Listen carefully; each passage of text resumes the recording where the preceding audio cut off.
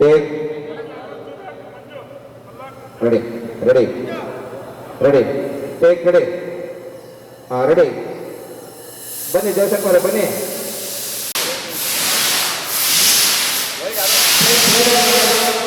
ಇನ್ನೊಂದು ಕ್ಯಾಮ್ರಾ ಈ ಕಡೆ ರೆಡಿ ಕ್ಯಾಮ್ರಾ ಬನ್ನಿ ಈ ಕಡೆ ಆಕ್ಷನ್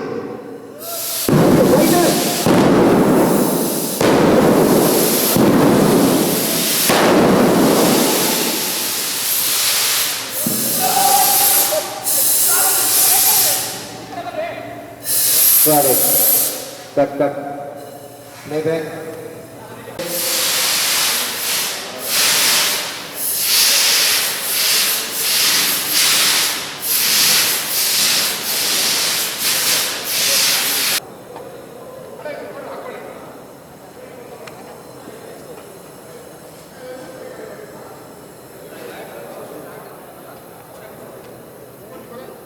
ಭಯ ಕುದುರೆ ಇರುತ್ತೆ ನೋಡ್ಕೊಳ್ಳಿ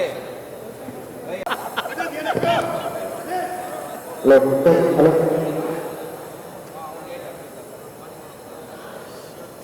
ರೆಡಿ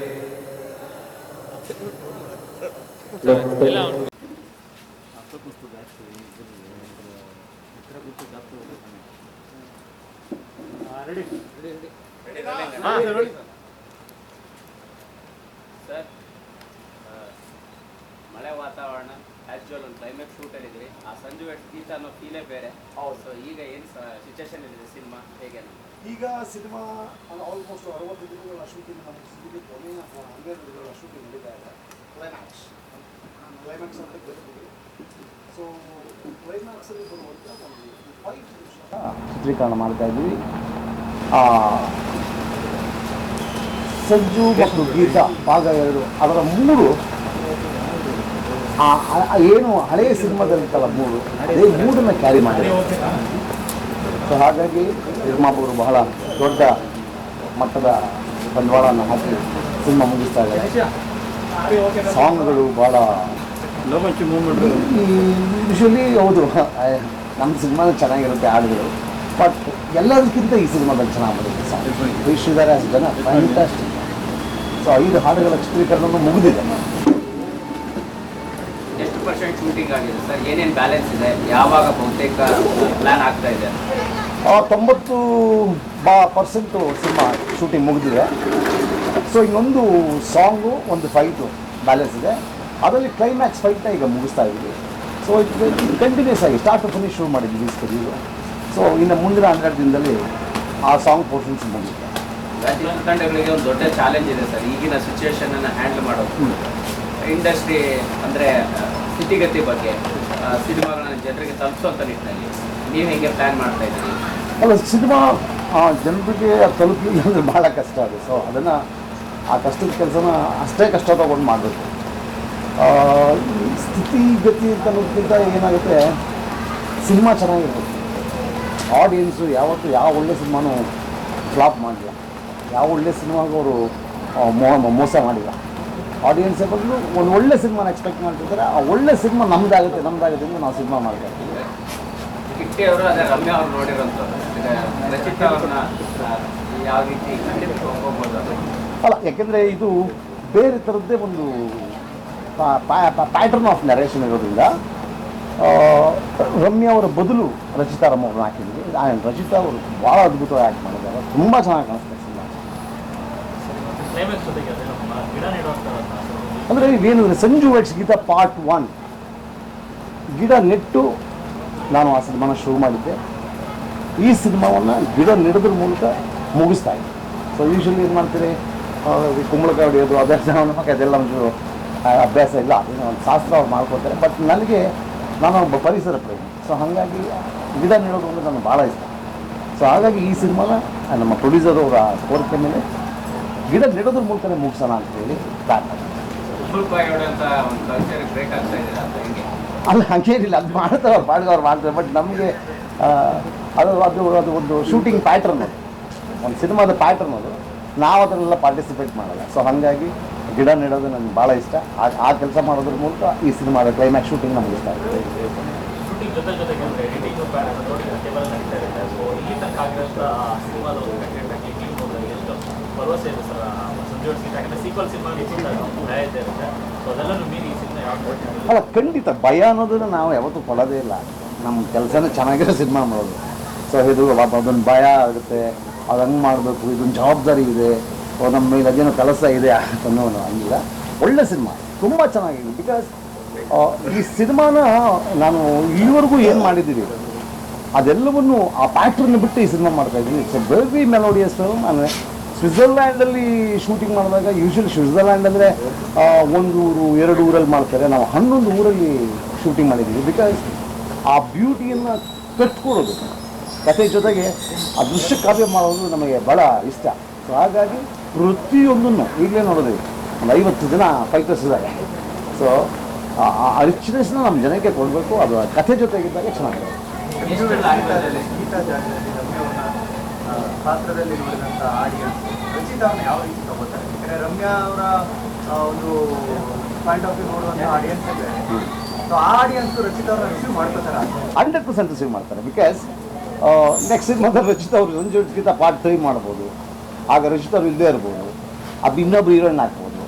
ಆದರೆ ಕತೆ, ನೀವು ಕಥೆನ ಹೆಂಗೆ ಬ್ಲೆಂಡ್ ಮಾಡ್ತೀರಿ, ಕತೆಗೆ ನಟರಿಂದ ಕತೆ ಅಲ್ಲ. ಸೊ ಹಾಗಾಗಿ ಒಂದು ಕತೆ ನಿಮಗೆ ಡೈಜೆಸ್ಟ್ ಆಗ್ತಿದೆ ಅಂದಾಗ ಆರ್ಟಿಸ್ಟ್ನ ಈಸಿಯಾಗಿ ಅಕ್ಸೆಪ್ಟ್ ಮಾಡ್ಕೊಂಡು ಇದನ್ನೇ ಮಾಡಬೇಕು ಅನ್ನುವಂಥದ್ದು ಹೆಂಗೆ ಯಾವುದು ಇದೇ ಸಿನಿಮಾ ಈಗ ಸಂಜು ಗೀತಾಕ್ಕೆ ಟೈಟ್ಲ್ ಬೇಕು ಅನ್ನೋಂಥದ್ದು ಎಷ್ಟು ಅಲ್ಲ, ಅದು ತುಂಬ ಚೆನ್ನಾಗಿ. ಮತ್ತೆ ಇನ್ನೊಬ್ಬ ಸಂಜು ಮತ್ತು ಇನ್ನೊಬ್ಬ ಗೀತಲ ಕತೆ ಇದು.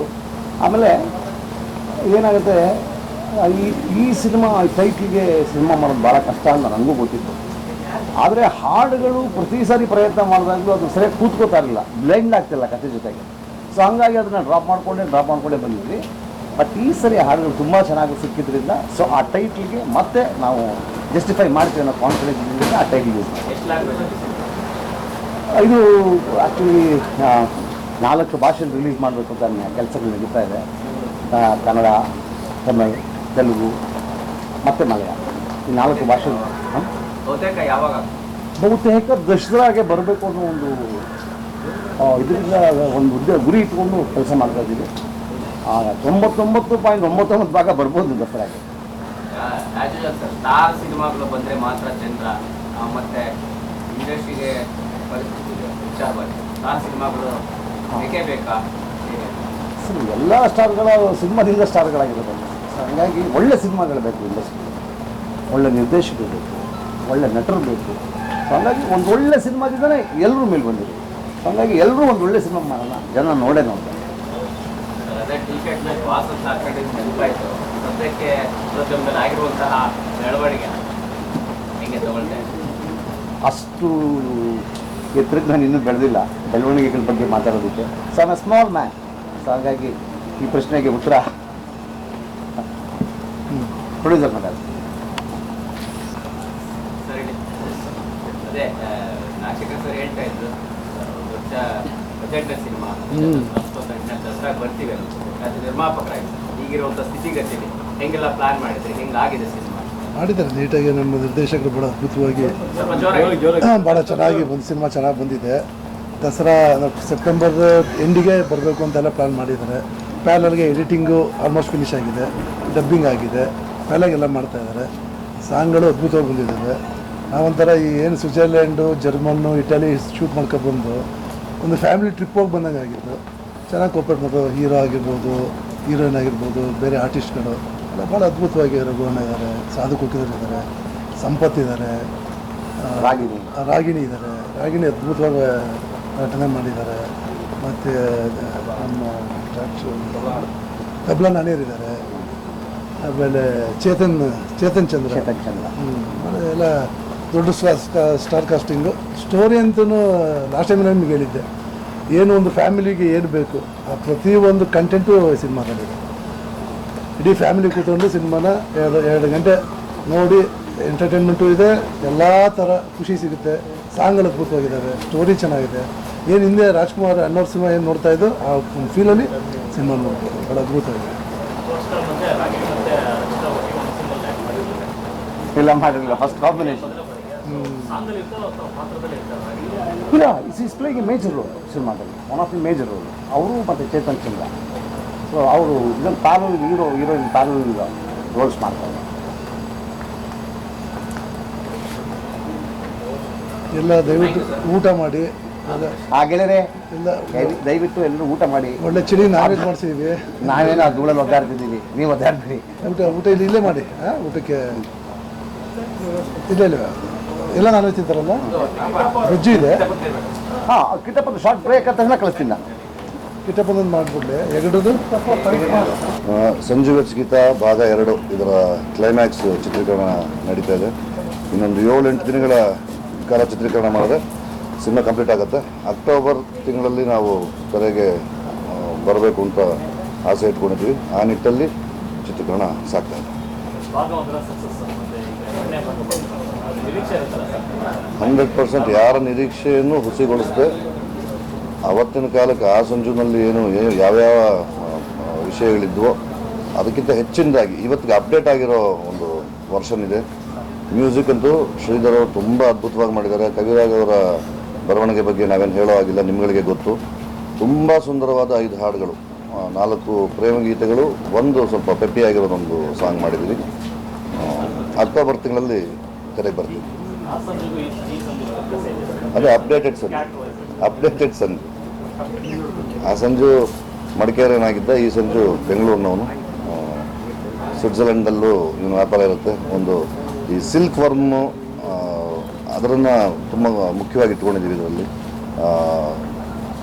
ಅಲ್ಲಿನ ಅವರ ಕಷ್ಟಗಳೇನಿದೆ ಅದನ್ನು ಪರಿಹಾರ ಮಾಡ್ಕೊಳ್ಳೋದು ಹೇಗೆ, ನಮ್ಮಲ್ಲಿ ನಾವು ತೆಗೆಯೋ ಸಿಲ್ಕು ಬೇರೆ ಬೇರೆ ರಾಜ್ಯಗಳಿಗೆ ಹೋಗಿ ಅವರು ಸೀಲ್ ಹಾಕ್ಕೊಂಡು ಅವರು ಸಿಲ್ಕ್ ಥರ ಮಾರ್ತಾರೆ.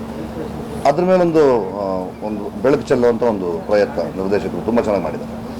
ಈಗ ಅದೇ ರಮ್ಯಾ ಅವ್ರ ಜಾಗಕ್ಕೆ ಚಿತ್ತ ಅವ್ರು ಬಂದಿದ್ದಾರೆ. ಸೊ ಇಲ್ಲ, ರಮ್ಯಾ ಅವರು ಬ್ಯುಸಿ ಇದ್ದರು. ನಾಚಕರು ಅವ್ರಿಗೆ ಅಪ್ರೋಚ್ ಮಾಡಿದರು. ಅವರು ಸ್ವಲ್ಪ ರಾಜಕಾರಣ ವಿಚಾರದಲ್ಲಿ ಸ್ವಲ್ಪ ಬ್ಯುಸಿ ಇರೋದ್ರಿಂದ ರಚಿತಾ ಅವರು ಮಾಡಿದ್ದಾರೆ. ತುಂಬಾ ಅದ್ಭುತವಾಗಿ ಕಾಣಿಸ್ತಾರೆ. ರಚಿತಾ ಇದ್ದಾರೆ, ರಂಜಾನ ರಘುವರು ಇದ್ದಾರೆ, ನಮ್ಮ ರಾಗಿಣಿಯವರಿದ್ದಾರೆ, ಚೇತನ್ ಚಂದ್ರ ಇದ್ದಾರೆ, ಸಂಪತ್ ಇದ್ದಾರೆ, ಸಾಧು ಇದ್ದಾರೆ, ತಬಲನಾಣಿ ಇದ್ದಾರೆ. ಎಲ್ಲ ಹೊಸ ರೀತಿಯ ಪಾತ್ರಗಳು, ಹೊಸ ಥರದ್ದು ಅನ್ವೇಷಣೆ ಮಾಡಿದ್ದೀವಿ.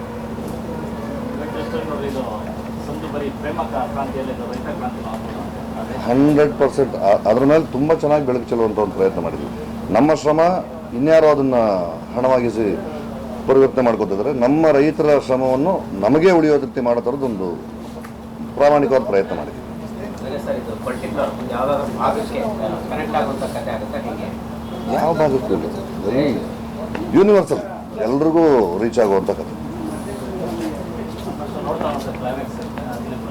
ಏನು ನೋಡ್ತಾ 1 ವರ್ಷ ಆಯ್ತು ಶುರು ಮಾಡಿ. ಆಗಸ್ಟ್ 15ಕ್ಕೆ ಪೂಜೆ ಮಾಡಿದ್ದು ನಾವು.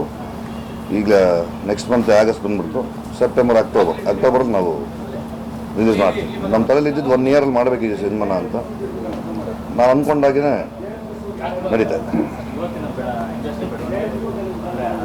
ನನಗಿಂತ ಚೆನ್ನಾಗಿ ನಿಮಗೆ ಗೊತ್ತಿರೋದ್ರಿಂದ ಅದ್ರ ಬಗ್ಗೆ ನಾನು ಮಾತಾಡೋದು ಚೆನ್ನಾಗಿರಲ್ಲ. ನನ್ನ ಸಿನಿಮಾ ಬಗ್ಗೆ ನಾನು ಚೆನ್ನಾಗಿ ನಡೀತಾ ಇದೆ. ಸದ್ಯಕ್ಕೆ ಅಂದರೆ ಥಿಯೇಟರ್ಗಳಿಗೆ ಜನ ಬರ್ತಿಲ್ಲ ಅಂತ ಪರಿಸ್ಥಿತಿ ಆಗಿಲ್ಲ. ಸೊ ಸಿನಿಮಾ ತಂಡಗಳಿರುವಂಥ ಸವಾಲುಗಳಾಗಿ ಕೆಲವು ದೊಡ್ಡ ಸ್ಟಾರ್ಗಳ ಸಿನಿಮಾಗಳಿಗೆ ಮಾತ್ರ ಥಿಯೇಟ್ರಿಗೆ ಜನ ಬರೋ ಥರದ್ದೊಂದಿತ್ತು. ಬದಲಾಗಿದೆ ಈಗ. ಕಾಲಘಟ್ಟ 13 ವರ್ಷಕ್ಕೆ ಮುಂಚೆ ಹೇಗಿತ್ತು ಈಗಾಗಿಲ್ಲ. ನೀವುಗಳೇ ನೋಡೋ ರೀತಿ ಇವತ್ತಿನ ಮೀಡಿಯಾನೇ ಬೇರೆ ಆಗಿದೆ. ಇವತ್ತಿನ ಸಾಮಾನ್ಯ ಜನರದನ್ನು ನಾಡಿ ಮಿಡಿತನೇ ಬೇರೆ ಆಗಿಬಿಟ್ಟಿದೆ. ಅದು ಅಪ್ಡೇಟ್ ಆಗಿದೆ. ಎಸ್, ನಾವು ಅಪ್ಡೇಟ್ ಆಗಿದ್ದೀವಿ. ಥಿಯೇಟ್ರಿಗೆ ಜನ ಕರಿತೀವಿ, ಥಿಯೇಟ್ರಿಗೆ ಬಂದು ನೋಡಲೇಬೇಕು, ನೋಡ್ತಾರೆ. ಸಾಕು ಪ್ರಶ್ನೆ ಅನ್ಸುತ್ತಲ್ವಾ? Thank you very much.